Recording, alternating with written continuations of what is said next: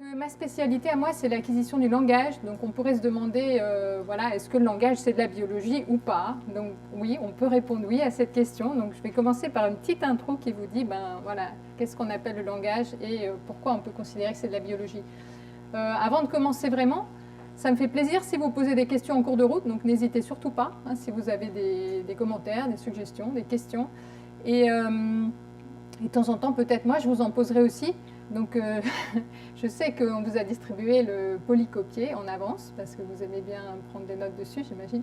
Donc, si jamais je vous pose des questions, essayez d'éviter de lire en avance, sinon ça ne sera pas drôle. Hein. Évidemment, il y a toujours, donc il n'y a pas la réponse, mais voilà. Ok, alors qu'est-ce qu'on appelle le langage humain?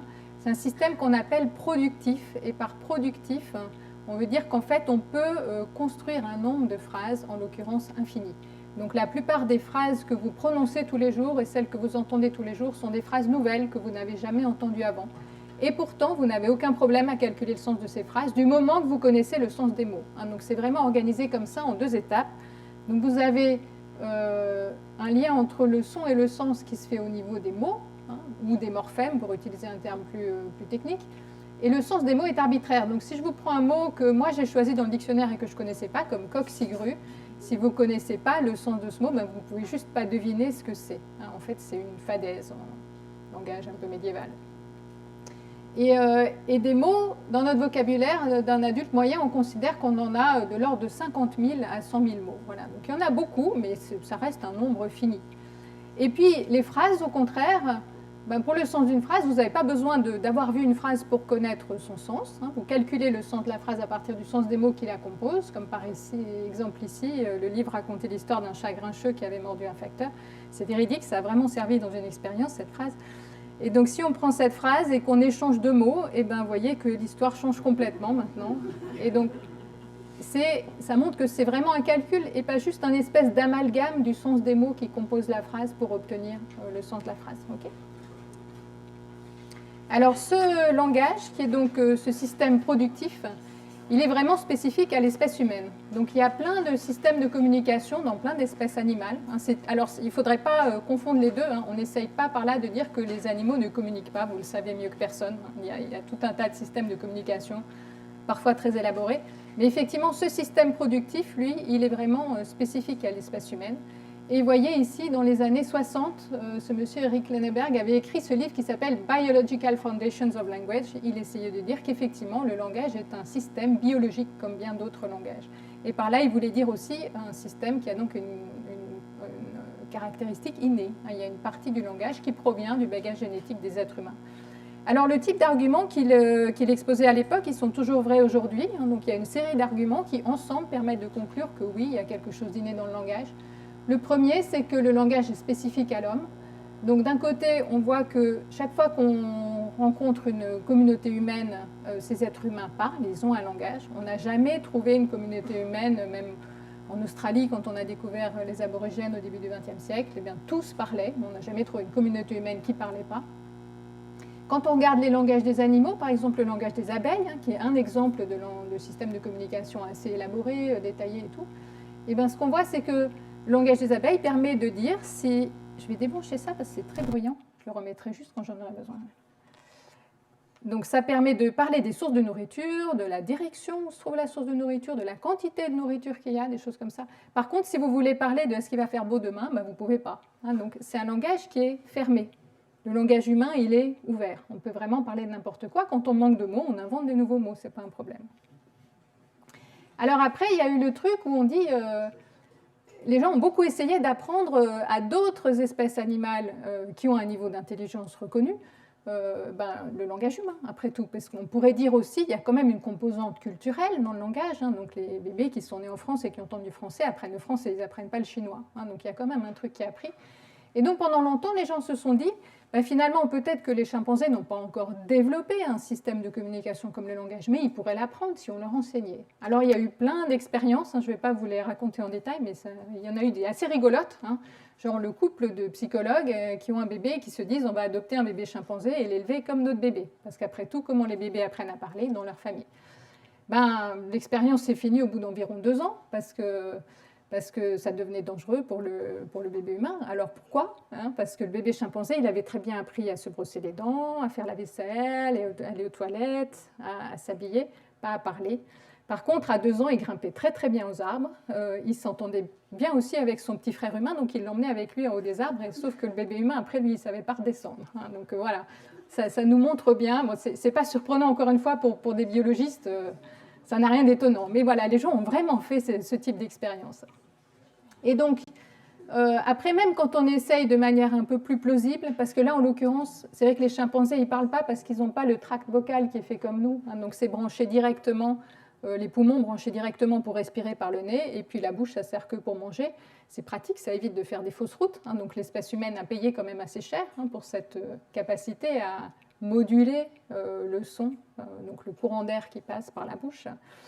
Et donc on s'est dit, évidemment, ils ne peuvent pas parler puisqu'ils ne peuvent pas parler physiquement. On va leur enseigner la langue des signes parce qu'ils ont par contre des mains comme nous, 10 doigts, ça ressemble parfaitement.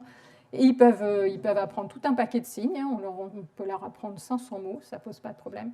Par contre, jamais ils vont les combiner entre eux pour faire des phrases. Donc ça, c'est quelque chose, encore une fois, qu'on va retrouver spécifique à l'espèce humaine.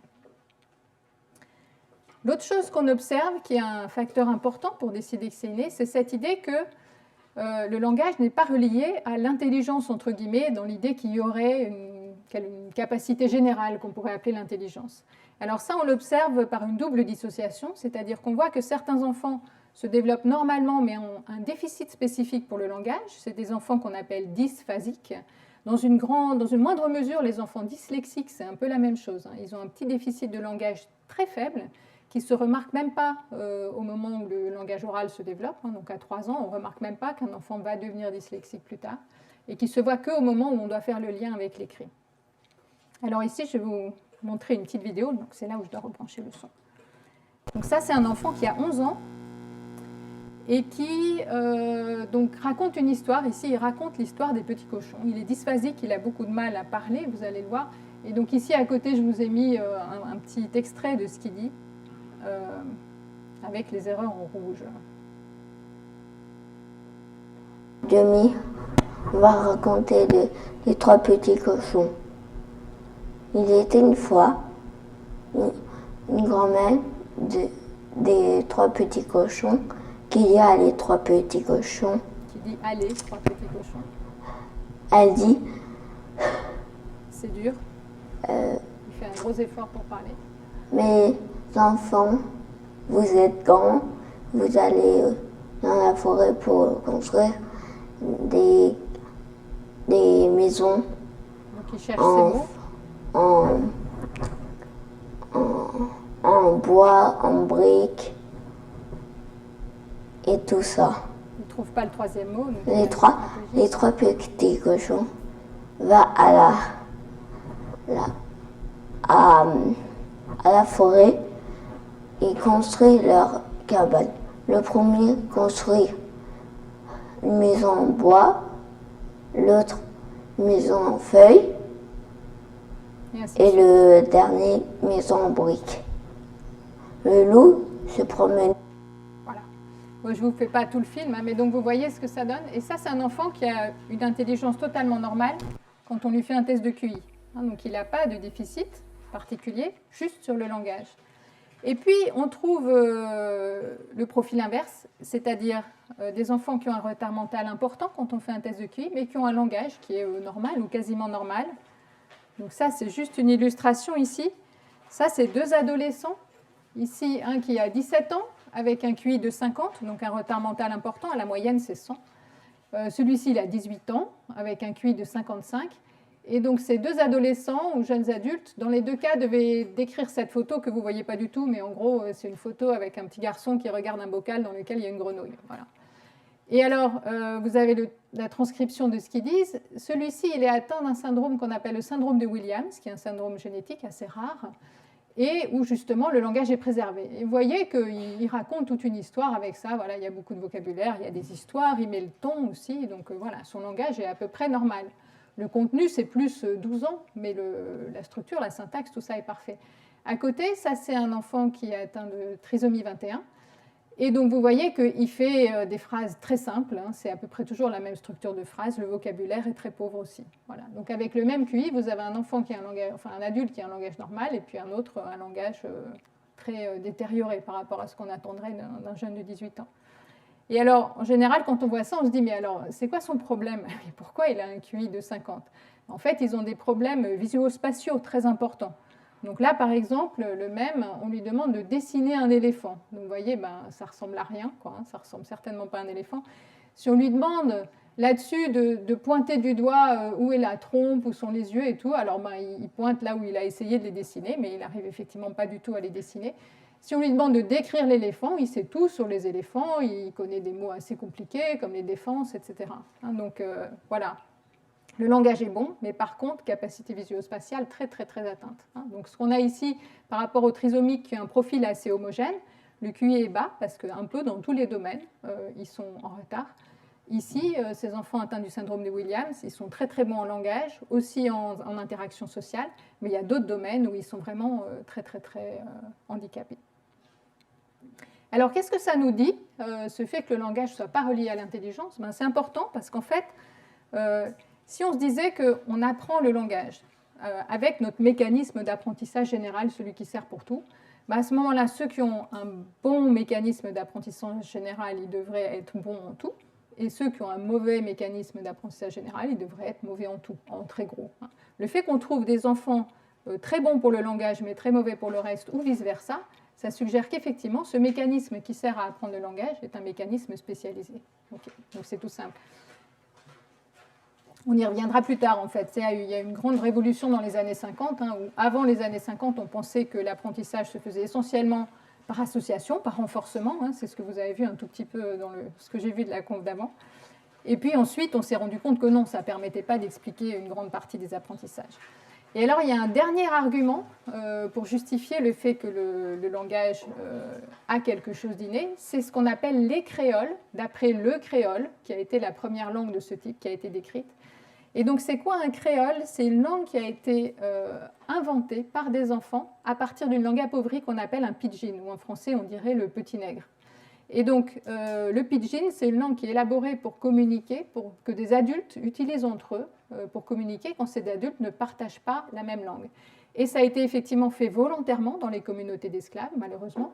Donc, les maîtres d'esclaves, dans les plantations, typiquement, pour éviter qu'ils puissent se parler entre eux et ensuite faire la révolution, ben, ils faisaient exprès de les mélanger en venant de provinces différentes, de sorte qu'ils ne puissent pas se comprendre.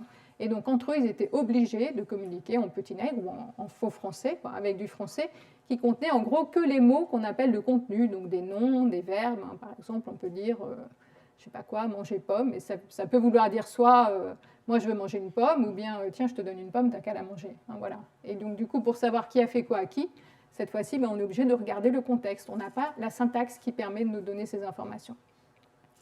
Et alors, quand il y a des enfants qui sont élevés dans des communautés d'esclaves comme ça, où finalement ils n'ont plus de langue maternelle, parce qu'en plus, typiquement, on séparait les enfants des parents pour les élever dans des pouponnières, des choses comme ça, et bien à ce moment-là, ils vont avoir comme langue maternelle cette langue qui n'est plus une langue naturelle.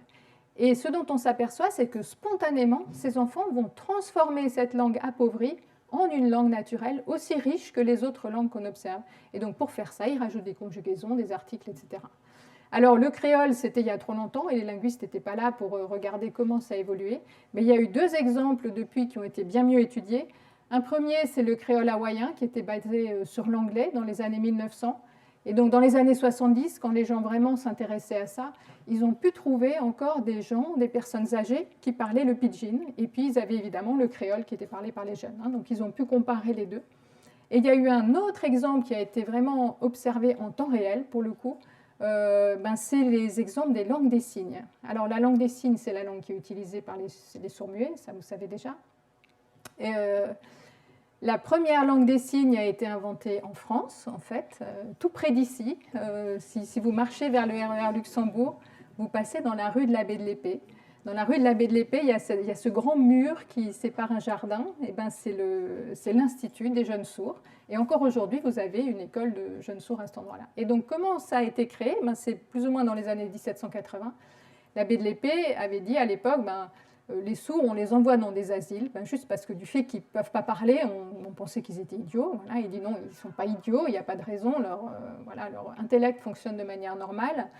Moi, je vais créer un institut des jeunes sourds et je vais leur enseigner une langue. Donc il a fait ça, il a récupéré des jeunes sourds de toute la France, il les a mis ensemble, et puis il a entrepris de leur enseigner une langue qu'il avait inventée lui-même, qui était basée sur des signes, il avait quand même cette bonne intuition, sauf qu'il a pris le français et il a traduit chaque signe, chaque mot français par un signe. Donc si vous avez le petit garçon va à l'école, il va faire un signe pour le, un signe pour petit, un signe pour garçon, un signe pour va, un signe pour a, un signe pour L apostrophe, et ainsi de suite. Voilà.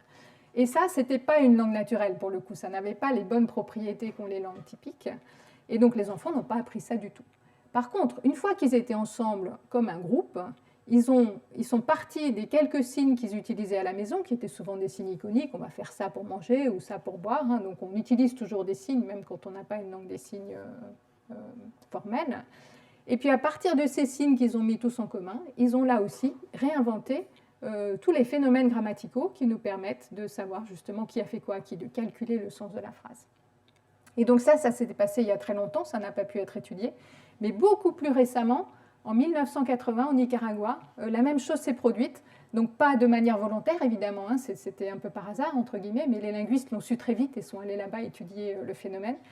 Et donc, ce qui s'est passé au Nicaragua, c'est que l'État a décidé lui aussi d'ouvrir un institut pour les jeunes sourds, mais qu'au lieu de leur enseigner une langue des signes, par exemple en faisant venir quelqu'un des États-Unis ou d'ailleurs, ils se sont dit on va leur apprendre à parler, les oraliser, comme on dit, leur apprendre à parler une langue orale. Donc évidemment, c'est extraordinairement difficile puisqu'ils n'entendent pas.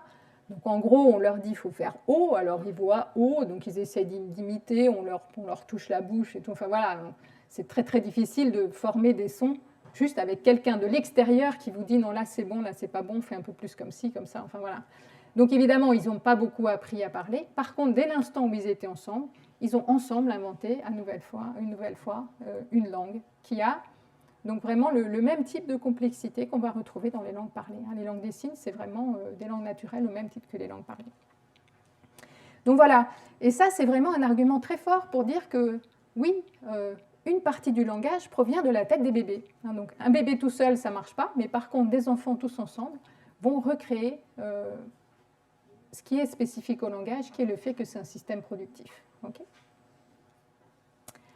Donc voilà, de tout ça, Lenneberg à l'époque, et tout le monde était convaincu, en ont déduit que oui, il y a quelque chose d'inné dans le langage, il y a quelque chose qui permet au bébé humain d'apprendre une langue humaine.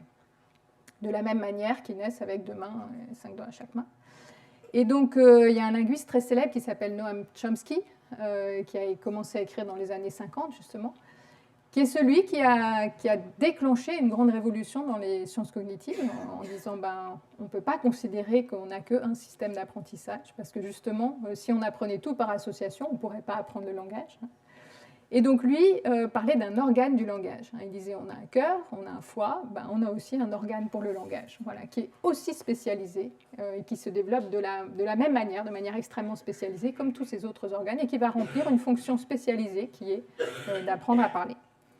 Alors après, je vais peut-être sauter celle-ci finalement. Ouais, non, allez. Quand on se dit qu'il y a quelque chose d'inné dans le langage, ça, tout le monde l'accepte aujourd'hui, mais il y a encore pas mal de débats sur savoir qu'est-ce qu'il y a exactement qui est inné. On a aussi beaucoup parlé des gènes du langage.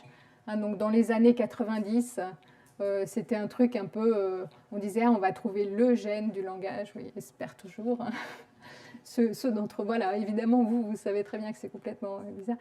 Plus récemment, on a trouvé des familles qui avaient un déficit, donc des familles de dysphasiques, comme celui que je vous ai montré tout à l'heure, des familles entières de dysphasiques, où on avait 3 générations, on pouvait vraiment faire l'arbre génétique et on voyait que ça se propageait comme une caractéristique dominante. Et donc là, on s'est dit, voilà, on va faire la génétique de cette famille, ils avaient eu beaucoup d'enfants, donc il doit y avoir 35 enfants dans cet arbre, enfin 35 personnes en tout dans cet arbre familial. On va trouver le gène du langage. Ils ont trouvé que le gène FOXP2 était touché. Voilà, on en a beaucoup parlé. Et donc, voilà, dans les journaux, c'est sorti, ça y est, on a trouvé le gène du langage. Mais encore une fois, vous savez bien qu'on ne va jamais trouver un gène qui va expliquer un système aussi compliqué que le système linguistique. Donc aujourd'hui, on patauge encore pas mal. Il y a quand même plein d'études génétiques que je ne vais pas essayer de vous raconter parce que ce n'est pas mon domaine. Mais donc voilà, même une fois qu'on sait qu'il y a quelque chose d'inné dans le langage, donc déjà c'est très compliqué d'expliquer comment ça serait codé dans les gènes, mais c'est même aussi très compliqué d'expliquer ça serait quoi exactement. Donc ça doit avoir quelque chose à voir avec la structure du cerveau. Mais même là, même aujourd'hui, on a très peu d'idées parce que le langage, c'est un des domaines d'études où on n'a pas de modèle animal. Donc tout ce que vous avez vu tout à l'heure sur la souris, on fait plein de choses avec les souris, mais pas du langage. Voilà. Et pour la vision, on utilise beaucoup les chats, pour l'audition, beaucoup les furets, voilà, mais pour le langage, on n'a rien du tout. Donc même pour savoir comment le langage est représenté dans le cerveau, déjà là, on n'a pas des très bonnes idées. Et donc en tout cas, si on reste pour le coup à un niveau plus méta, on a une idée de ce qui ne peut pas être inné. Donc on est sûr que si quelque chose est inné, c'est quelque chose qui est partagé par toutes les langues du monde. Alors à l'époque, Chomsky avait appelé ça la grammaire universelle, juste pour dire c'est ces propriétés des langues qui sont communes à toutes les langues du monde. Voilà, c'était un terme. Et évidemment, ça ne peut pas être plus que ça. Tout ce qui n'est pas partagé par toutes les langues du monde ne peut pas être inné. Au début, on était parti quand même dans des choses très abstraites du genre, je ne vais même pas essayer de vous les expliquer, mais il y a cette théorie X-bar qui dit que ah oui, le langage est récursif, il y a des propriétés comme c'est commandé qui sont une propriété hiérarchique des arbres syntaxiques.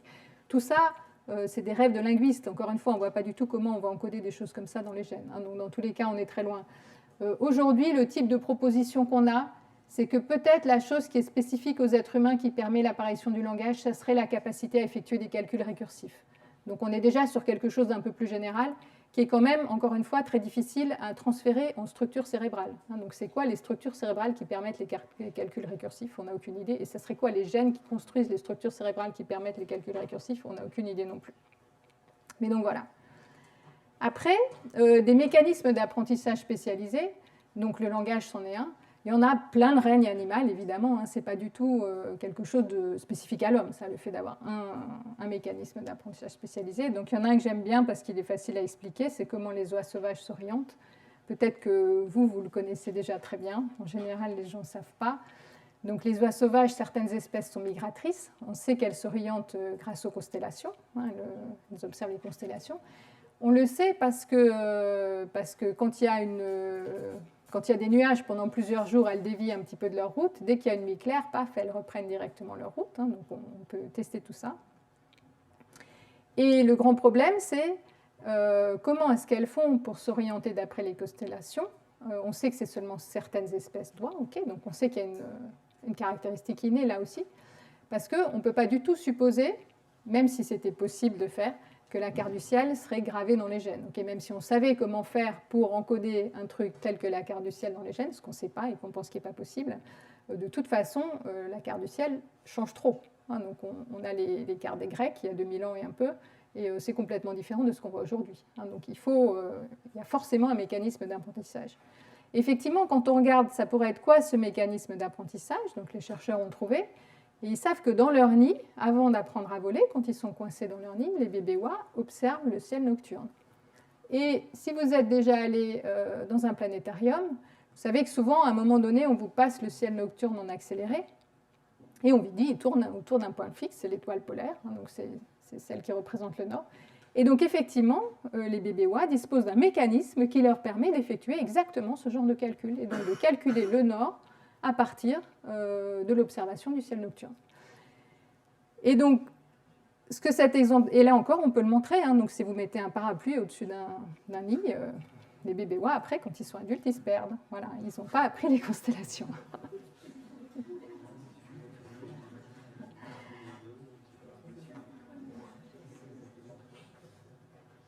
Et oui. Et donc cet exemple, il illustre très bien ce qui se passe aussi pour le langage. C'est-à-dire que si on n'a pas le mécanisme d'apprentissage spécialisé, on ne peut pas apprendre. Donc vous pouvez poser votre bébé sur son berceau la nuit quand le ciel est clair. Ce n'est pas pour autant qu'il va apprendre, on est d'accord. Donc si vous n'avez pas le mécanisme d'apprentissage, vous n'apprendrez pas. Si vous n'avez pas d'input, vous n'apprendrez pas non plus. Donc on a vraiment besoin des deux à chaque fois, l'input et le mécanisme d'apprentissage. Alors après, Là, je vous fais un tout petit peu d'histoire. Ici, c'est un papier publié dans Science en 1971. En fait, je pense que c'est le tout premier papier qui utilise des bébés pour faire des expériences. Et donc, pourquoi pas avant?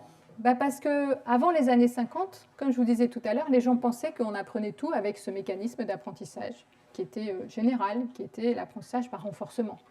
Et donc, du coup, ça ne servait à rien d'étudier des bébés. On pouvait aussi bien étudier des rats dans leur boîte. C'est beaucoup plus facile. On a vu déjà, ils se reproduisent très vite et tout ça. Ou des pigeons. Les pigeons aussi, ça plaisait beaucoup. Mais donc, une fois que Chomsky avait dit non, non, pas du tout, pour le langage, il y a un mécanisme spécialisé, les gens se sont dit, ah ben donc, maintenant, il faut que je fasse mes études de langage avec des bébés. Je ne peux pas prendre des rats. Donc ça, c'est une des toutes premières études. Ça se passe avec des syllabes isolées, des ba et des pa. Et donc, l'idée ici, c'est que on va utiliser une réponse spontanée du bébé. Donc, on reprend l'idée du renforcement. Toutes les études avec les bébés sont directement dérivées des études qu'on peut faire avec les animaux, parce que c'est des organismes qui ne parlent pas. On ne peut pas leur expliquer ce qu'il faut faire dans l'étude. Ça, c'est ce que font les psychologues. Sinon, quand ils testent des adultes, vous asseyez là, vous mettez le casque. Quand vous entendez le son peu, vous appuyez sur le bouton. Voilà, et les gens font ça. Ça pose des autres problèmes. C'est qu'on ne sait pas par quel mécanisme de décision ils font ça. Mais les bébés, on ne peut pas. Donc, on emprunte les techniques qu'on utilisait chez l'animal. Et donc, en l'occurrence, une technique qui marche bien, c'est de renforcer une réponse spontanée de l'organisme. Donc ici, on va prendre la réponse de succion. Les bébés, quand ils sont petits, vous leur mettez un truc dans la bouche, ils tètent, ça marche bien. Et puis, chaque fois que le bébé va téter, il va entendre une syllabe. Alors là, c'est un peu plus particulier. Mais finalement, on se dit, puisque le bébé a le pouvoir de déclencher ce qu'il entend, on va pouvoir utiliser la quantité de syllabes qu'il choisit d'entendre comme une mesure un petit peu indirecte de son intérêt.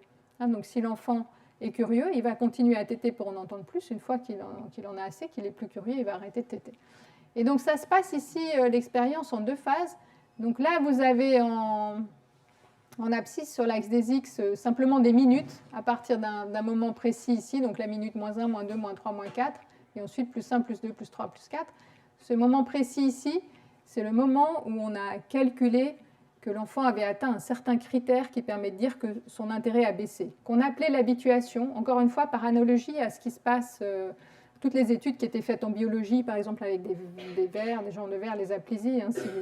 Si vous touchez l'aplysie, elle se rétracte, vous la touchez une deuxième fois, elle se rétracte un peu moins, puis au bout d'un moment, elle a compris, elle ne fait rien. Voilà, donc c'était encore une fois ce concept biologique qui a été exporté ici. Peut-être pas avec beaucoup de bonheur. On ne pense pas que les bébés sont habitués dans le même sens que l'aplysie, même si c'est ce que les gens pensaient à l'époque. Mais bon, ce n'est pas très grave. Et donc ici, on leur fait écouter un type de syllabe. Par exemple, ici, une syllabe ba.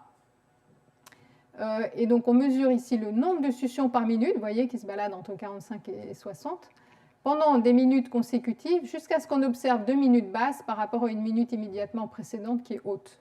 Et là, on disait, ah, ils sont habitués. En fait, on peut aussi, si on a un taux de succion qui est un petit peu variable, on peut aussi tomber là-dessus un peu par hasard. Mais bon, ce n'est pas très grave. Ce qui est important, c'est ce qui se passe après.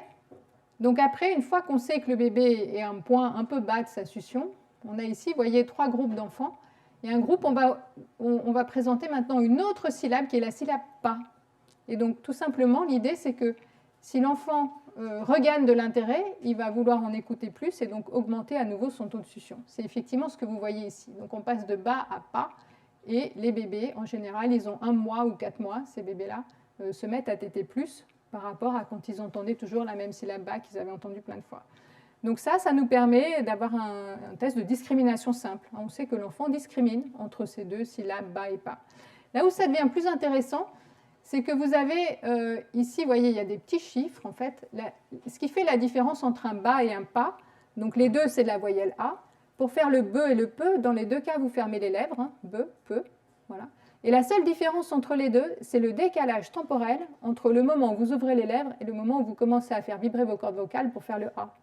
Donc quand on fait le be, en français, on commence à faire vibrer les cordes vocales avant, donc ça veut b, ba. Okay, et pour faire le pa, on ouvre d'abord les lèvres et ensuite on commence à voiser, donc ça fait pas. Et les Anglais ont encore un autre type de pas qui est le P aspiré, où on fait pa. Donc d'abord on ouvre les lèvres, ensuite il y a ce et après il y a le a. Et alors en fait, ce dont on s'aperçoit, c'est que dans les langues du monde, il y a des points qui sont des seuils comme ça. Donc la différence entre le ba et le pa, maintenant je peux de manière artificielle créer un continuum qui passe de ba à pa en décalant toujours un peu plus le début de la voyelle par rapport au moment où les lèvres s'ouvrent. Okay, je ne peux pas faire ça moi-même, mais je peux le synthétiser. Et donc, quand on fait ça, on voit qu'on peut ici avoir deux sons. Donc, celui-là, il est à plus 20 de décalage entre l'ouverture des lèvres et le A. Celui-là, il est à plus 40. Donc, on a une différence de 20 millisecondes entre les deux. Celui-là, il est entre moins 20 et 0 ou plus 60 ou plus 80. Pareil, 20 millisecondes. Et les deux-là, ils sont totalement identiques. Et donc, ce qu'on voit ici, c'est que quand on a une différence de seulement 20 millisecondes, mais qui, pour les adultes, génère un changement de catégorie, du bas au pas, alors les bébés regagnent de l'intérêt. Tandis que quand on a une différence de 20 millisecondes entre moins 20 et 0 ou entre plus 60 et 80, entre les deux, qui va donner soit deux bas, soit deux pas, alors les bébés ne regagnent pas d'intérêt. Et donc cet article, à cette époque, dans les années 70, il a été pris directement comme preuve que oui, Chomsky avait raison, il y a quelque chose d'inné pour le langage. Les bébés humains sont déjà précablés pour entendre les consonnes qui vont servir dans les langues du monde. Okay, et effectivement, peu de temps après ça, il y a eu plein d'études en utilisant des types de contrastes qui n'existent pas dans la langue. Par exemple, vous prenez des bébés japonais. Si vous prenez des adultes japonais, ils n'entendent pas la différence entre ra et la. Pour eux, c'est la même chose. Vous prenez des bébés japonais, ils entendent encore cette différence-là. Et vers 1 an, ils vont se comporter comme les adultes. Okay, donc il y avait cette idée que, ah voilà, il y a quelque chose d'inné. Les enfants sont prédisposés à apprendre le langage. Ils entendent déjà tous les sons qui vont leur servir dans leur langue. Sauf que c'était une conclusion un peu hâtive, en l'occurrence, parce que si on prend des chinchillas, ils font ça très bien aussi, et de la même manière, en fait. Même s'il y a plein de... Il faut les entraîner beaucoup plus longtemps, évidemment, ils ne vont pas le faire spontanément comme ça. Et l'explication de tout ça, ça serait que finalement, pourquoi entre plus 20 et plus 40, là, on a un seuil? Ben, c'est parce que dans notre système auditif de mammifères, et en fait même chez les oiseaux, on retrouve des choses similaires, le plus 30 millisecondes, c'est un seuil important entre considérer que deux événements acoustiques sont simultanés ou séquentiels l'un après l'autre. Donc effectivement, ce seuil-là, il est en quelque sorte exploité par le langage. Mais ce n'est pas parce que les bébés font ça qu'ils sont pré-câblés pour entendre les sons des langues. Voilà. Donc, il faut aussi toujours, je vous montre aussi ce truc-là pour montrer qu'en fait, on a tendance toujours à surinterpréter les résultats dans le sens qu'on attendait. Et donc, dans ce cas-là, c'était clairement surinterprété, mais c'est quand même un très joli papier parce que le premier qui utilise des bébés pour essayer de montrer comment ils perçoivent le monde autour d'eux. Alors après, toujours pareil, pour vous qui êtes biologiste, vous savez bien que quand on a un mécanisme d'apprentissage spécialisé, en général, il y a aussi une période critique. C'est-à-dire qu'il faut que l'input en question, il arrive à un certain moment du développement pour avoir l'effet désiré. Donc on a ça par exemple aussi dans le développement du système visuel, hein, où on développe des colonnes corticales avec l'input qui vient de l'œil gauche et de l'œil droit qui sont comme ça entrelacés. Mais ça se passe entre 1 et 4 mois. Un enfant qui est privé d'input visuel entre 1 et 4 mois ne va pas développer ça. Okay, alors là, un exemple classique, c'est Konrad Lorenz avec les oies qui le suivent. Hein, donc, à la naissance, les bébés oies, donc ici, vous voyez, entre plus ou moins 10 et 24 heures de vie après être sortis de leur œuf, ils vont s'attacher au premier être vivant qu'ils rencontrent et supposer que sans doute c'est leur mère, et ensuite donc ils ont cette propension à suivre cet être vivant. Alors après, il y a eu plein d'études là-dessus, donc là c'est intéressant pour voir qu'effectivement c'est dans une période temporelle assez stricte en l'occurrence, puisque ça se compte en heures. Hein. Mais ensuite on a essayé de savoir pour plein de raisons à quel point c'était spécialisé cette chose-là. Donc est-ce qu'il faut que ça soit un être vivant par exemple, comme je viens de vous le décrire? En fait non. Si vous avez un dinosaure en plastique et que vous le faites bouger avec un bout de bois, ça marche aussi. Ça n'a vraiment, en fait, ça n'a besoin d'être rien du tout. Une balle rouge, ça va marcher aussi. Et encore pire que ça, si vous prenez un furet empaillé et vous le faites bouger comme ça, ben oui, un bébé oie ou canard va penser que potentiellement c'est sa mère. Hein, donc ils n'ont vraiment aucune préconception de quelle doit être cette chose-là. On voit que c'est un mécanisme extrêmement simple, mais qui finalement suffit. Hein, quelque part. Donc ça a évolué comme ça parce que la plupart du temps, un truc qui bouge et que le bébé oie va voir en sortant de son œuf, ça va être sa mère. Hein, donc les mécanismes simples fonctionnent souvent. Ok. Et alors pour le langage, on parlait beaucoup de périodes critiques. Et c'était en fait un des critères que Lenneberg avait mis dans son livre de 65. Et on en parlait à cause de résultats comme celui-ci. Donc il y a un résultat que vous connaissez bien aussi, qui est que plus on est jeune et mieux on apprend les langues étrangères. Et donc du coup, on disait il y a une période critique à cause de ça. Donc cet article-là, vous voyez, il n'est pas si vieux que ça, mais c'est un phénomène connu depuis très longtemps. Ici, vous avez sur l'axe des X l'âge d'arrivée, en l'occurrence aux États-Unis. Ça, c'est pour des immigrés coréens. Et donc, sur l'axe des Y, c'est une mesure de l'accent étranger, tout simplement. Donc, les gens qui ont été étudiés entendent une phrase et doivent la répéter aussitôt. Donc, c'est vraiment une tâche la plus facile à faire. Ils n'ont pas besoin de raconter une histoire ou je ne sais pas quoi. Ils écoutent une phrase, ils la répètent et on juge est-ce qu'ils ont un accent étranger ou pas. On fait juger ça par juste des étudiants d'université. Ils écoutent les phrases et ils disent beaucoup d'accent étranger, 9, comme un Américain. Ici, vous avez un groupe de natifs, juste pour vérifier que oui, quand même, les natifs, on considère qu'ils ont un bon accent anglais, ça marche. Et puis là, chaque point représente un sujet individuel. Et donc, vous voyez qu'effectivement, ceux qui sont arrivés très tôt, en général, ils parlent mieux que ceux qui sont arrivés plus tardivement, ici vers 20 ans. Alors, à partir de ce type de courbe, eh ben, les gens essayaient de trouver c'est où la période critique. Donc, vous voyez bien là qu'ils nous ont rajouté une petite courbe comme ça. C'est une jolie courbe en S. Donc, ben, on va essayer de trouver le point d'inflexion de la courbe et dire ah tiens, c'est là, 12 ans. On a eu des gens qui disaient ah, c'est la puberté. Enfin, voilà. Donc, il y a eu plein de choses. En l'occurrence, je pense que ça, ce n'est pas un très bon argument pour dire qu'il y a une période critique. Alors, qu'est-ce que vous en pensez, vous ? Est-ce que vous trouvez que ce type d'argument, c'est convaincant qu'il y a une période critique pour l'acquisition du langage? Ou est-ce qu'il pourrait y avoir des autres raisons qui feraient qu'on devient pire pour apprendre une deuxième langue en grandissant? Qu'est-ce que vous en pensez? L'oreille? Ouais, développer un peu? L'audition qui se diminue, les capacités. Ah ouais, non, mais là, on est quand même à 20 ans. Les 20 ans, ils sont encore bien. Nous, je dis pas, mais... La plasticité, c'est ça? La proximité des langues, c'est-à-dire qu'un coréen le coréen par rapport à l'anglais, c'est quand même deux langues qui n'ont rien à voir en termes de... Ouais, donc deux langues différentes, ça sera dur, mais c'est aussi dur pour les 3 ans et pour les 20 ans, finalement. Combien de temps après l'arrivée c'est testé? Ah, alors oui, j'aurais dû expliquer. On les teste tous à l'âge adulte. Donc à ce moment-là, ceux qui sont arrivés à 20 ans, ils ont moins d'apprentissage. C'est une bonne remarque. On pourrait considérer que ceux qui sont arrivés là, si on les teste à 40 ans, ils ont 20 ans, et que ceux-ci, si on les teste... Voilà. Mais bon, même quand on contrôle ça, quand même, on retrouve ça, et je pense qu'on le sait bien de notre expérience, non, apprendre jeune, ça va mieux. On teste que l'accent, pas l'apprentissage d'un langage complet. Je comprends pas l'accent. En fait, je comprends pas ce qu'on fait. Ouais, c'est vrai qu'on teste que l'accent. Ça n'a rien à voir avec l'apprentissage d'un langage. Je vous montre celui-là par facilité. Si on teste des autres capacités, on retrouve en fait la même chose. Par exemple, sur la syntaxe, on va retrouver ça. Vous n'avez pas cette expérience, non, dans les gens autour de vous? Ah, ok. Les comportementales aussi, le fait d'être associé avec ses pairs ou pas, quand on arrive dans un pays à 20 ans ou quand on arrive à la naissance, c'est très immergé avec un environnement plus... Ouais. Donc il pourrait y avoir un côté motivation, c'est ça qui dit que les jeunes ont plus... L'apprentissage moteur. Ouais, alors le nombre d'années de scolarisation dans le pays joue aussi, c'est vrai, mais malgré tout, il reste un effet d'âge, ouais. J'ai en mémoire deux parents de nationalités différentes qui vivent aux États-Unis, qui ne sont pas nés là-bas. Et bien les enfants, ils parlent entre eux complètement bien américain, et ils parlent avec leur père complètement espagnol, avec leur mère complètement français. Oui, donc les enfants sont capables d'être trilingues, ça on sait.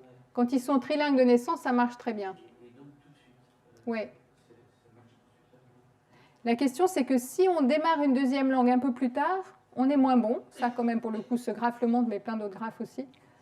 Et est-ce que le fait d'être moins bon quand on démarre plus tard, ça nous prouve qu'il y a une période critique dans l'acquisition du langage ou pas forcément? Pas que, il y a des trucs où on devient meilleur en grandissant. Mais ouais. Si, c'est bon, je vous donnerai des exemples plus tard.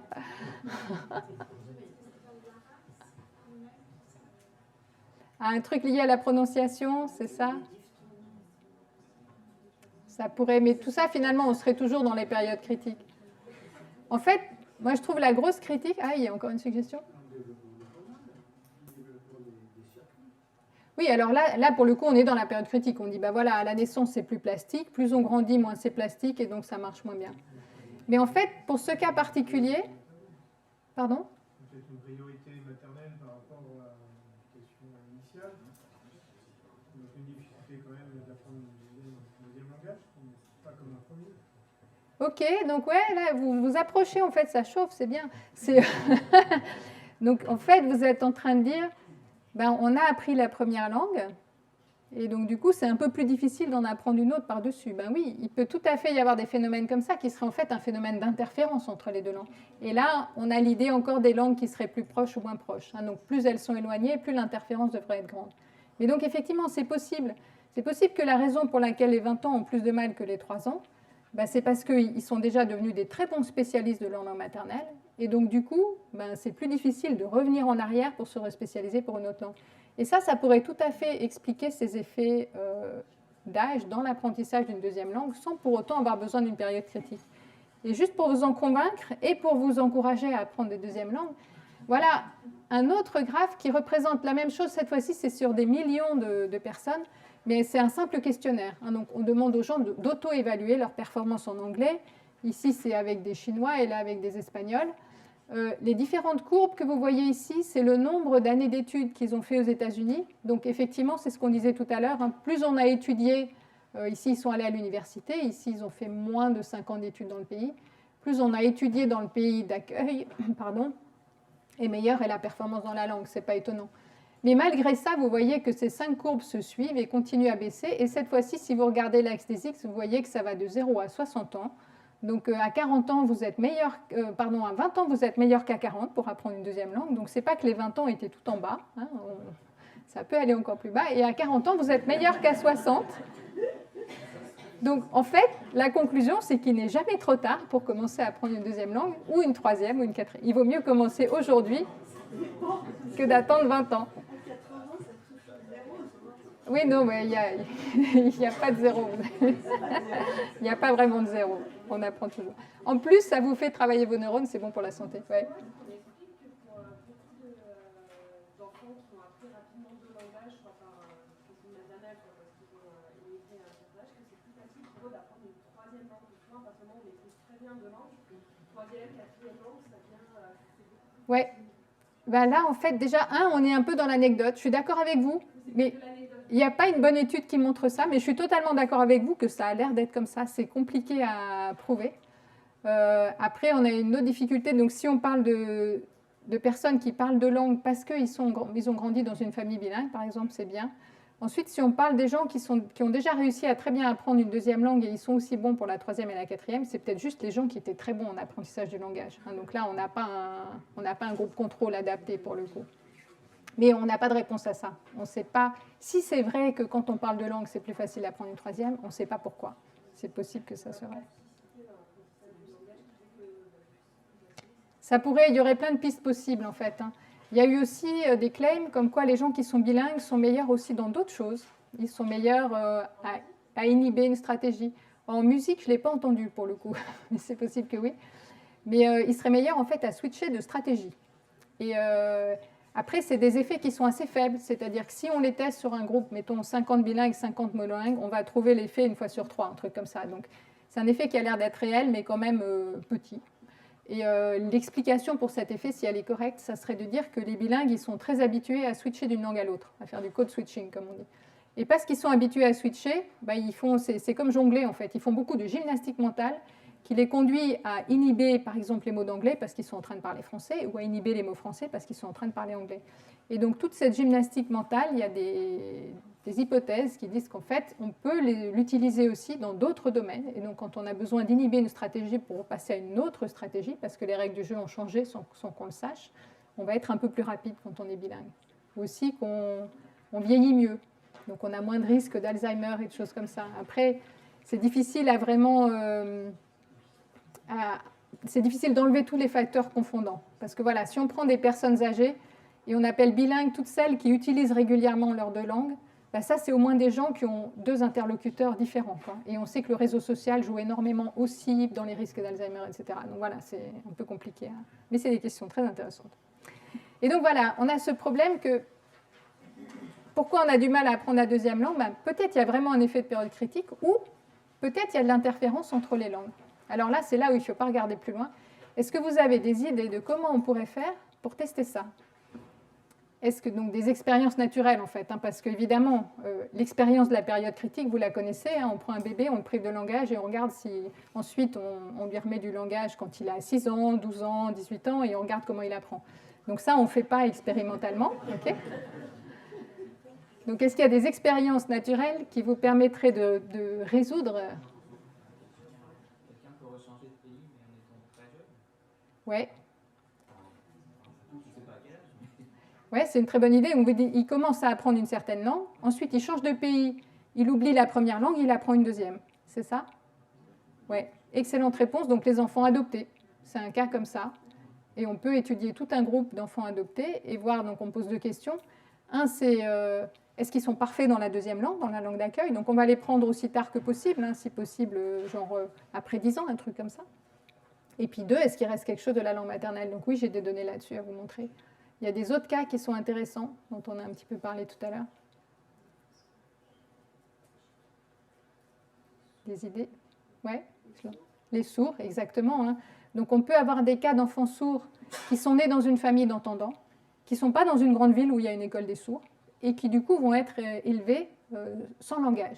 Jusqu'au jour où ils sont assez grands, on peut les envoyer dans la ville d'à côté où il y a une école pour les sourds, et où ils vont apprendre la langue des signes. Et donc ça a été bien étudié. Et par ailleurs, donc ces enfants sourds sont des enfants qui sont élevés dans une famille, qui les aime, ils ont tout ce qu'il faut. Donc, parce que sinon, on parle des enfants sauvages des fois, où là, effectivement, on a plein de problèmes. Donc ils sont privés de tout, ces pauvres enfants. Ils n'ont pas d'environnement social. Voilà, et on sait très bien que l'environnement social joue énormément sur aussi le développement cognitif. Donc pour répondre à ces questions, voilà. On peut étudier des gens qui ont été privés de langage pendant leurs premières années, des enfants sourds. Et on peut aussi étudier des gens qui ont oublié leur langue maternelle et qui sont passés à une autre langue, des enfants adoptés.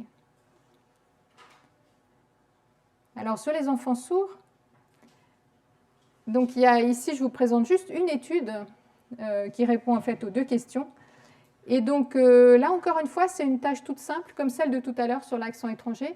On va dire une phrase, signer une phrase à ces gens et leur demander de répéter. Il se trouve que ici, donc, c'est fait en langue des signes américaine, qui est en fait à peu près la même que la langue des signes française, parce qu'il y a un des élèves de l'abbé de l'Épée, à l'époque, 1780, 1800 quelque chose, qui a pris le bateau transatlantique et qui est parti aux États-Unis et qui a fondé une école des sourds aux États-Unis. Et donc la langue des signes américaine est une émanation de la langue des signes française, donc ils se comprennent encore aujourd'hui. Et donc dans cette langue des signes américaine, la morphologie est particulièrement complexe. Donc c'est toutes les choses qu'on va rajouter sur les verbes pour indiquer tout un tas de choses, si c'est passé, présent, futur, comme en français, mais aussi si c'est une action qui est répétée, aussi si c'est une action proche ou à distance. Enfin, voilà, il y a beaucoup de morphèmes différents qu'on peut attacher sur ces verbes. Oui, il faut que j'accélère un petit peu. Et donc, il répète la phrase. Et vous avez ici 2 groupes d'adultes, donc on les teste quand ils sont adultes. Ce groupe-là, qui répète la phrase, c'est des gens qui n'ont pas eu de langage du tout. Donc ils sont nés sourds dans une famille d'entendants, ils n'ont pas eu de langue des signes, et puis plus tard, entre l'âge de 9 ans ou 15 ans, sont arrivés dans une école, ils ont appris la langue des signes. Vous voyez qu'ils ne sont pas très bons. Ça ne veut pas dire qu'ils sont très mauvais à parler, ils parlent bien, ils parlent juste comme moi en anglais. Je sais qu'il faut mettre un S à la fin des verbes, la 3e personne du singulier, mais de temps en temps, il ne sort pas. Okay, donc c'est différent de savoir appliquer la règle et de réussir à le faire à chaque fois. Et puis ici, vous avez un 2e groupe d'adultes très intéressant. Ça, c'est des gens qui sont nés entendants, qui ont appris l'anglais, qui ensuite sont devenus sourds suite à un accident, et qui ensuite ont été privés de langue des signes, jusqu'à ce qu'ils aient 15 ans, auquel cas ils sont rentrés dans une école de langue des signes.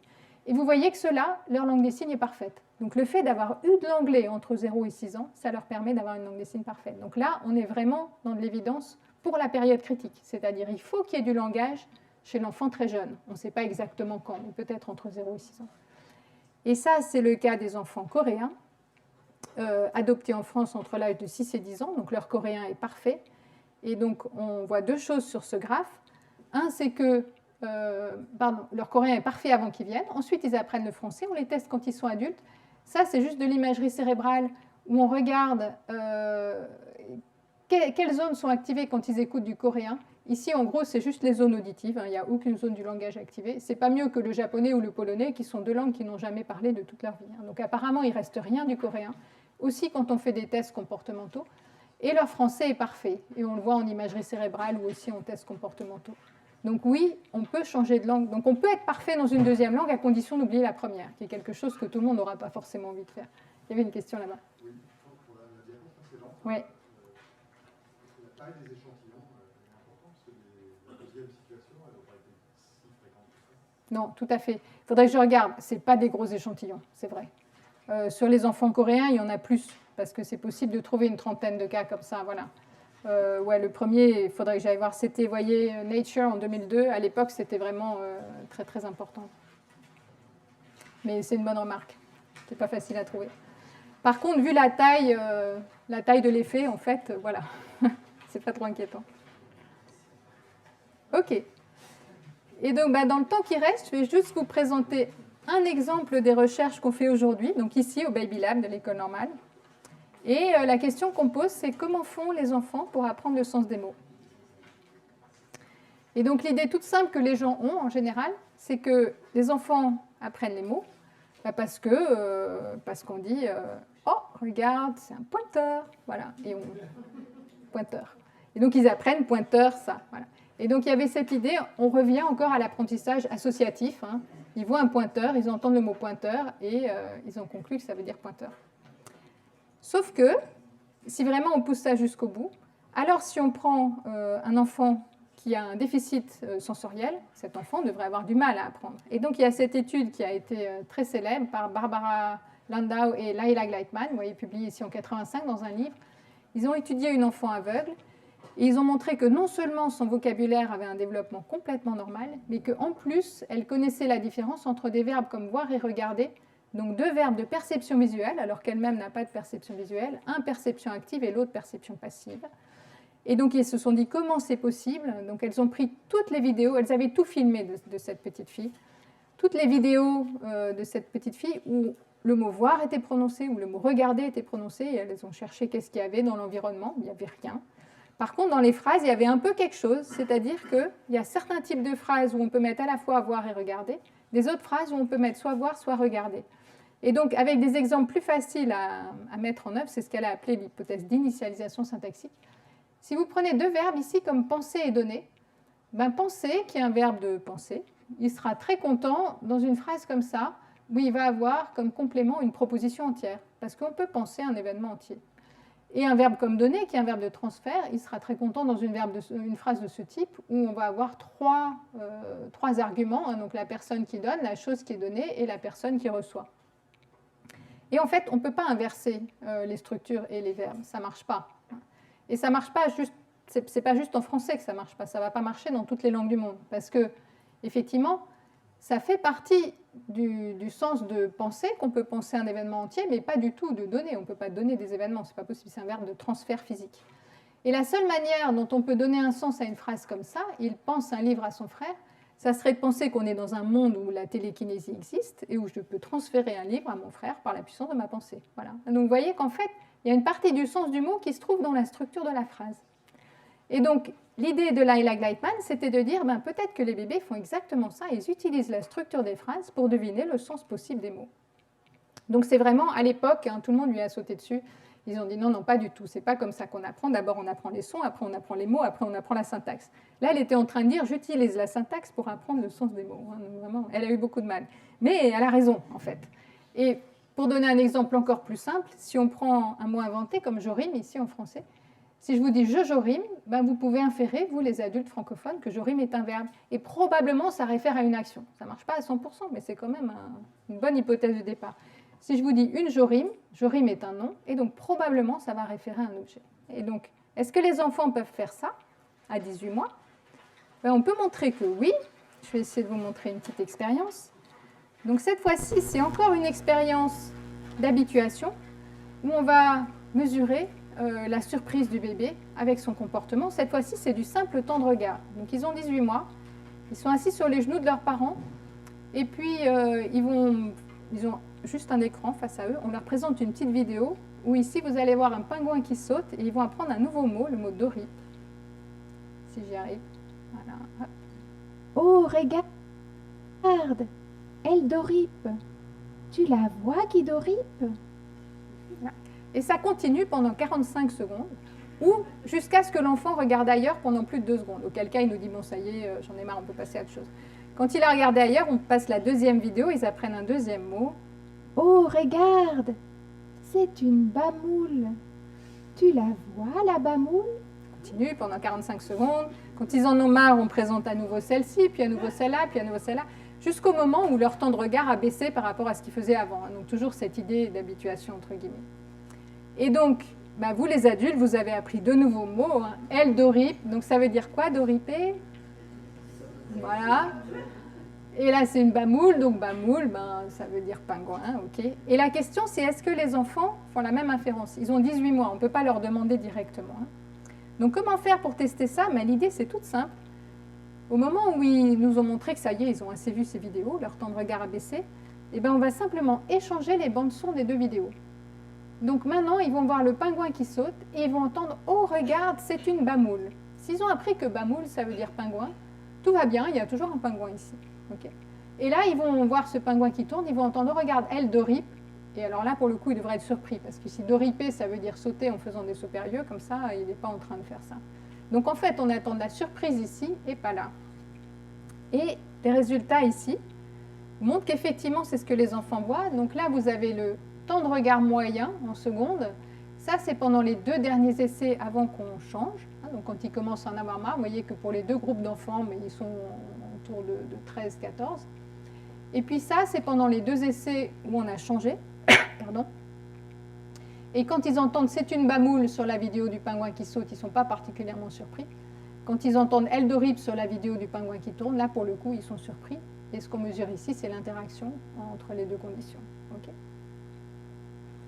Et donc ça nous montre qu'effectivement, ils font le même type d'inférence que les adultes, parce que la seule différence entre ces 2 groupes, en fait, la seule asymétrie, c'est le fait qu'il y en a un qui est présenté dans une structure de nom et l'autre dans une structure de verbe.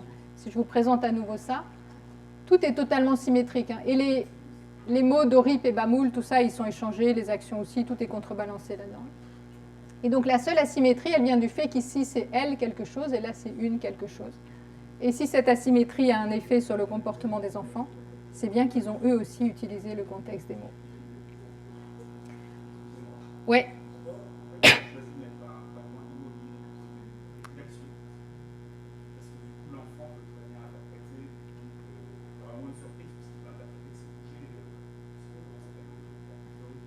Oui.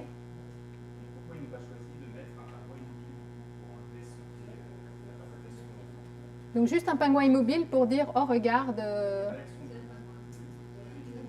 verbe compris par l'enfant,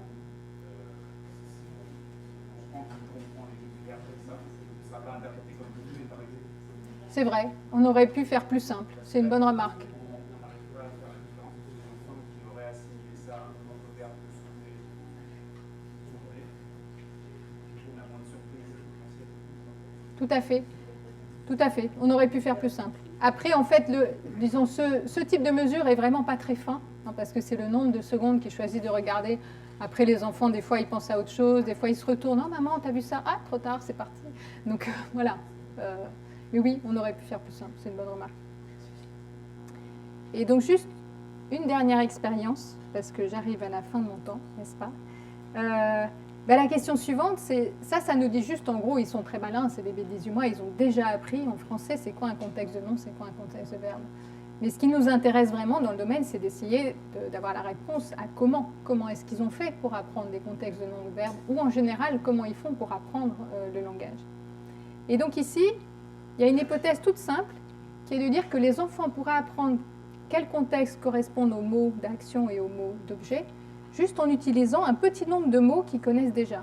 Et en fait, on sait que même à 6 mois, les enfants connaissent déjà le sens d'un petit nombre de mots, mais très concrets, hein, du genre main contre biberon. Si on leur présente une main d'un côté ou une banane de l'autre et on dit « look at the banana », ils vont regarder un petit peu plus la banane, pas beaucoup, mais voilà. Donc, très tôt, ils commencent à avoir une petite notion du sens de certains mots. Et donc, ils pourraient tout simplement, on sait aussi qu'ils peuvent faire des catégories. Donc une catégorie par exemple avec les agents, une catégorie avec les objets, une catégorie avec les actions. Et donc s'ils mémorisent les contextes dans lesquels ces mots se produisent, ils pourraient ensuite utiliser les contextes pour généraliser vers des mots nouveaux. Okay, donc c'est une hypothèse vraiment toute simple. On peut faire une simulation sur ordinateur qui montre que c'est plausible, ça marche pas mal si on fait ça. Mais ce qu'on veut faire vraiment, c'est une expérience. Donc ici, j'ai peut-être plus le temps de vous passer la vidéo, mais en fait, donc c'est une vidéo où, si vous la voulez, bon.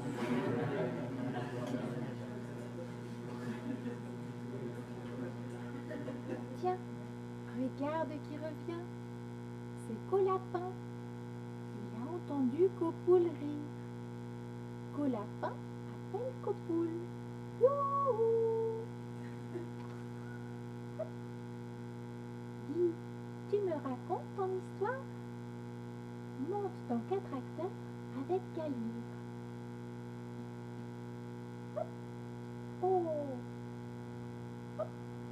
Oh! C'est dur avec Calibre.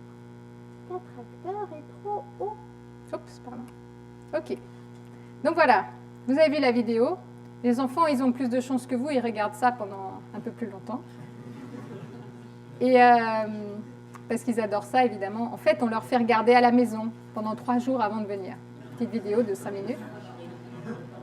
Et vous avez compris pourquoi on essaie de leur faire apprendre des nouveaux contextes. Donc vous avez entendu qu'il y avait des co et des cas là-dedans qui étaient glissés au milieu du français. Donc c'est du pseudo-français. C'est presque du français. Il y a des mots qu'ils connaissent comme poule, lapin et tracteur. Il y a des co et des cas. Est-ce que vous avez appris quelque chose, sachant que la tâche qu'on va faire aux enfants, ensuite, ils ont 20 mois. On leur présente ces 2 jouets-là. Et alors, on va leur dire un truc du genre « Oh, regarde Cobamoule !» Tu vois Cobamoule? Si vous entendez ça, vous regardez lequel, vous? Qui regarde celui-là? Qui regarde celui-là? Non? Vous ne savez pas? Aucune idée? On va réessayer. Tout le monde doit lever la main une fois. Qui regarde celui-là? Ok. Qui regarde celui-là? Un peu plus. Ouais, c'est bien, vous avez raison. Pourquoi celui-là? Parce qu'en fait, pendant le film, c'était Copoule et Colapin, Calibre et 4 acteurs. Et donc en fait, le fait est qu'il y a une catégorie des animés qui avait Co devant et une catégorie des inanimés qui avait K devant.